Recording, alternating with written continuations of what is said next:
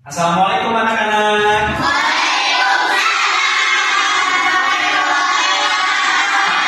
Apa kabar hari ini?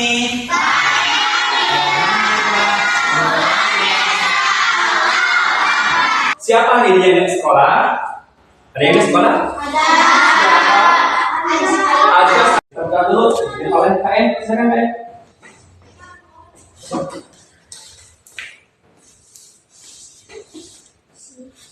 Sikap bermula dan kita berdoa dimulai.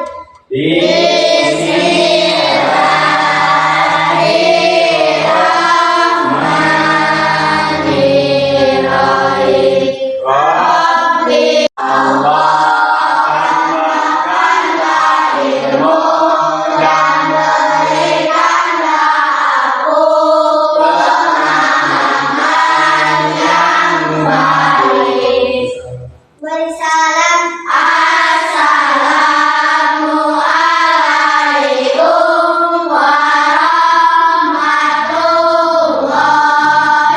warahmatullahi wabarakatuh. Yang hebat, siswi kelas 5 yang sudah Bapak doakan, semoga kalian menjadi anak yang solehah juga mendapatkan sebutan sebagai anak yang pintar. Amin ya Allah ya Rabbal alamin. Coba bangku dan latihannya udah rapi belum? Coba latihan dulu. Supaya enak belajarnya, ya, duduknya enak. Kalau sudah rapi, sudah duduk kembali. Coba tanya di kanan kiri ada apa atau enggak? Atau udah bersih? Biar enak juga belajarnya ya. Udah bersih? Udah siap? Udah siap. Udah siap Adnan? Udah, oke. Baik semuanya, sekarang silakan berdiri dulu. Kita akan menyanyikan lagu nasional yaitu tentang Ibu Kota Perianan. Mari kembali.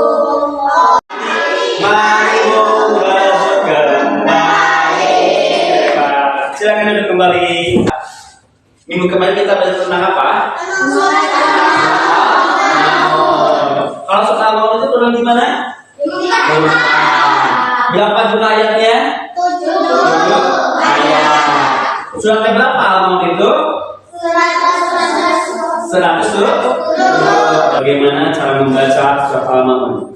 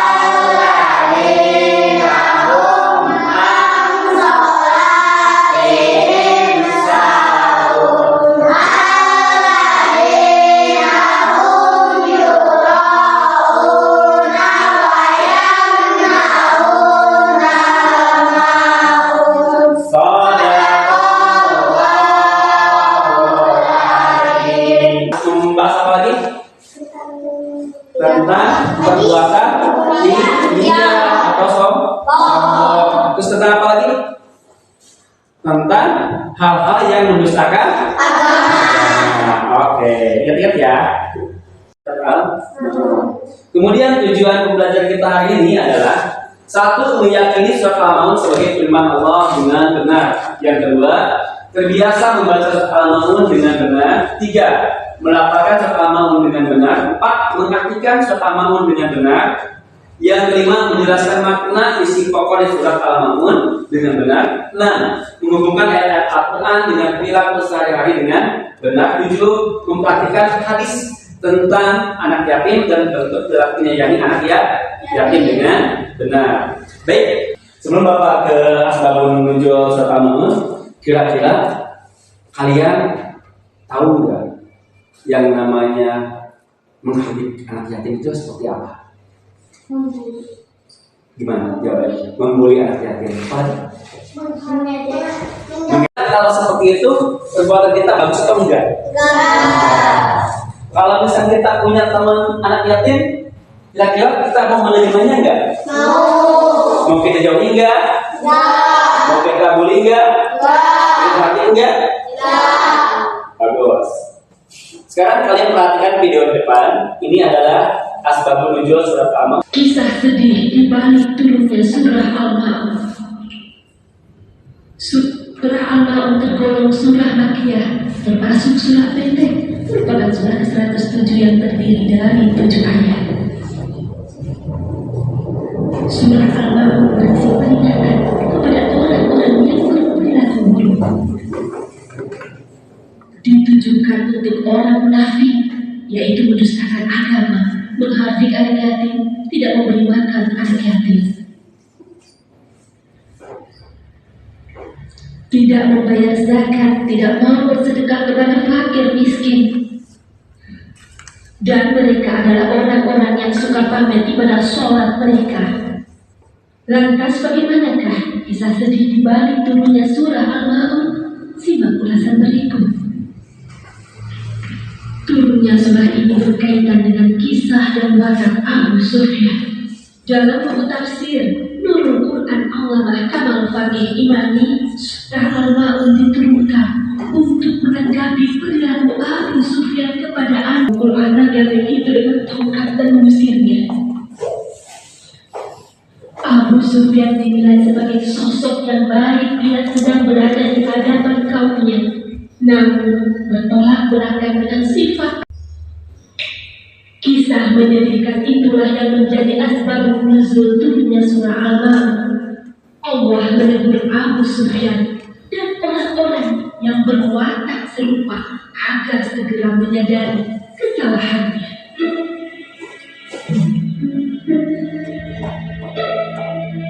Nah, itu adalah asbabun nuzul tentang surat Al-Ma'un. Jadi yang namanya surat dalam Al-Quran itu pasti ada asbabun nuzulnya, sebab-sebabnya diturunkannya surat tersebut. Kalian barusan sudah melihat video tentang asbabun nuzul surat Al-Ma'un. Kira-kira ada yang tahu isikan dari asbabun nuzul bersama? Boleh dijawab? Apa kira-kira? Ada yang tahu?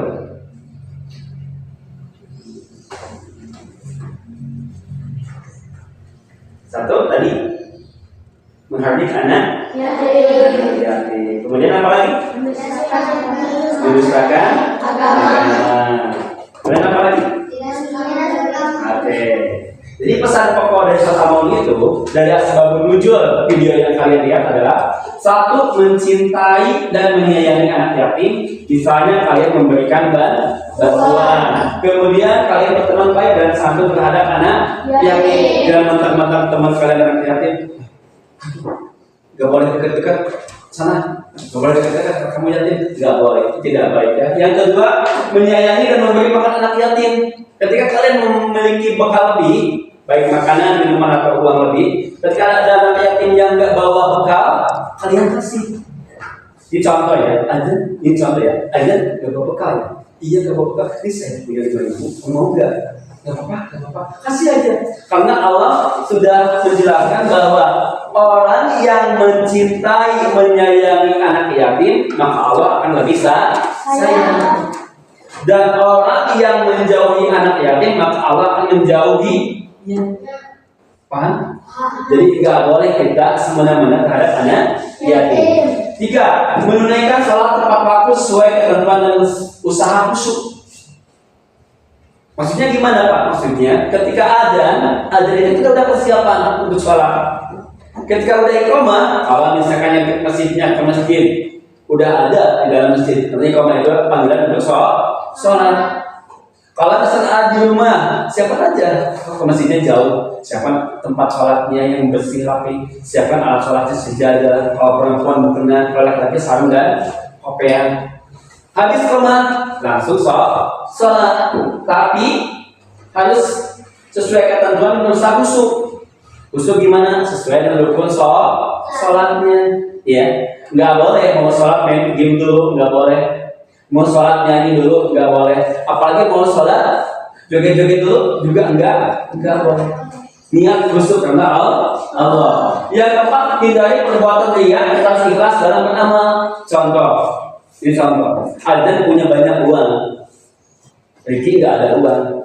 Riki, kenapa kamu melamun? Gak punya uang. Buat apa? Yang jajan salah sama saya. Nih saya kaya 100.000. Itu sombong. Kamu mau? Nih saya kasih 50.000. Teman-teman, nih aku kasih ini 50.000 nih. Itu namanya sombong. Iya. Kenapa? Karena kita kalau mau ngasih sesuatu sama orang lain, baik berupa sedekah, infak, sedekah, terus disembunyikan. Enggak boleh orang lain melihat. Begitupun laki-laki ketika kita sholat Jumat kan ada orang waktu di masjid. Nah, masukin uang itu jangan dilihat orang lain, sembunyiin sama kami, masukin. Enggak boleh. Masukin uang itu udah termasuk dia atau sombong. Kemudian yang kelima, memberikan bantuan kepada orang yang membutuhkan karena manusia adalah makhluk sosial. Kenapa disebut makhluk sosial? Karena manusia tidak bisa hidup sendiri. Bayangkan sama kalian kalau misalnya mau meninggal, masih dulu sendiri. Innalillahi wa inna ilaihi raji'un. Saya meninggal, menggali kubur sendiri. Kapan sendiri? Bisa atau enggak? Enggak mungkin. Tetap kita membutuhkan bantuan orang lain yang membantu kita, menyelamatkan kita, memandikan kita, sampai kita ke dalam tubuh. Ya, beberapa soal. Tentunya kita akan berbagi kelompok ya. Kita kelompoknya karena ada 2 teman kalian yang tidak masuk, kekurangan kekurangan jumlah siswa. Maka Bapak tentukan kelompok 1 barisan 1, Safira ke belakang, kelompok 2 barisan 2, kelompok 3 barisan kamu ya, kelompok 4 barisan.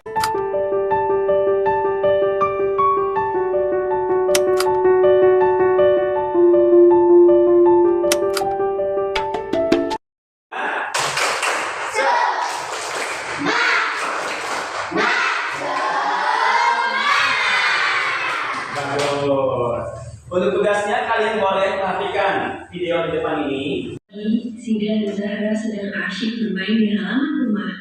Sida bermain mobil-mobilan sedangkan Kak Zahra bermain boneka. Mereka berdua nampak sangat senang. Ketika sikap teladan Sida dan Zahra agar kita senantiasa dipermudah segala urusannya oleh Allah Subhanahu wa Ta'ala. Amin ya rabbal alamin. Nah, dari video ini ya, kalian kan udah tahu ya tadi bahwa pesan dari asbabun nuzul dari filsuf Ramadan itu adalah membantu anak yatim. Setelah kalian melihat video ini, silakan kalian diskusikan apa yang sudah kalian tonton ya. Diskusikan sesuai dengan kelompoknya masing-masing. Nanti setiap kelompok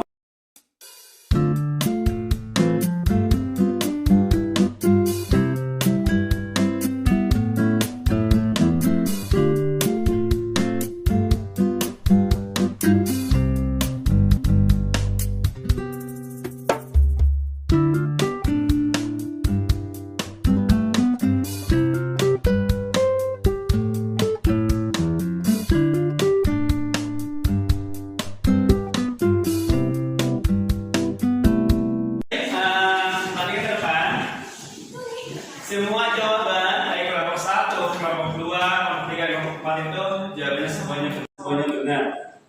Tapi yang lebih tepatnya adalah tadi ada yang tepat juga sih, bahwa siapa Jidan dan Zahra itu senang dan sayang untuk membantu anak yatim. Yang kedua, tidak menghardik anak yatim. Yang ketiga, selalu memberi bantuan baik makanan atau minuman kepada anak yatim. Kenapa Jidan dan Zahra sayang sekali kepada anak yatim? Karena waktu itu Zahra kehilangan pensilnya ya, dan tak tahu di mana hilangnya. Tiba-tiba ada seorang anak yatim yang memberikan pensil tersebut. Nah, jadi hal tersebut ya, harus dijadikan contoh buat kita untuk selalu menghargai dan menghormati, juga tidak menjauhi anak yang bisa dipahami. Alhamdulillah. Selanjutnya, nanti untuk tugas kelompoknya di KM kumpulkan ya, pas mau pulang ya. Untuk selanjutnya adalah, tibalah kepada kesimpulan. Kalau sudah pada kesimpulan, berarti pembelajaran kita sebentar lagi akan selesai ya. Sebelum Bapak menyampaikan kesimpulan, Bapak punya satu buah lagu yang berhubungan dengan surat Al-Ma'un.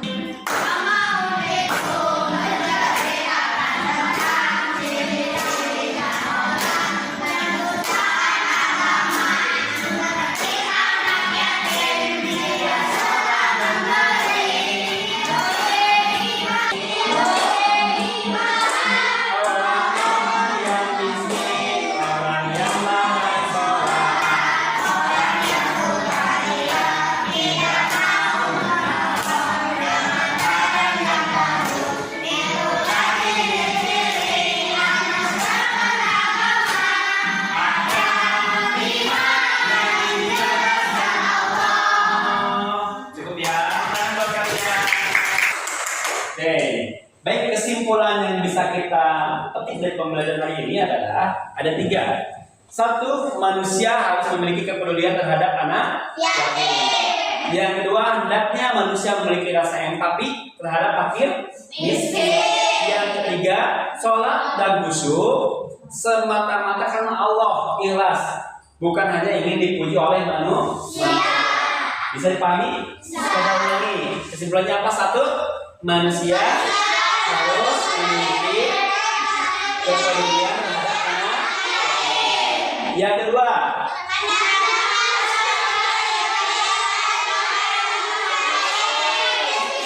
manusia memiliki rasa empati terhadap fakir miskin. Yang ketiga, terakhir,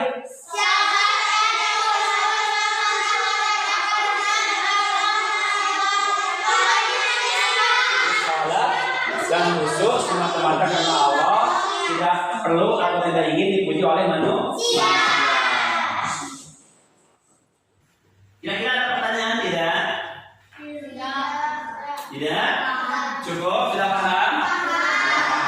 Silakan menyelesaikan kembali bangkunya. Silakan rapikan dulu alat tulisnya, kertasnya masing-masing.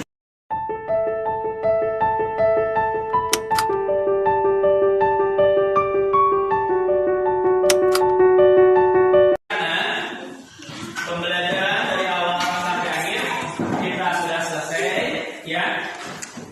Mudah-mudahan minggu depan kita berjumpa lagi dengan pembelajaran yang sama, yaitu pendidikan agama Islam, tentunya dengan subtema yang baru. Masih bersama Bapak Mentormansa. Mudah-mudahan kalian selalu sehat selalu, panjang umurnya, dan bisa bertemu dalam keadaan sehat walafiat. Untuk lebih berkah lagi, silakan kalian untuk memimpin doa sesudah belajar.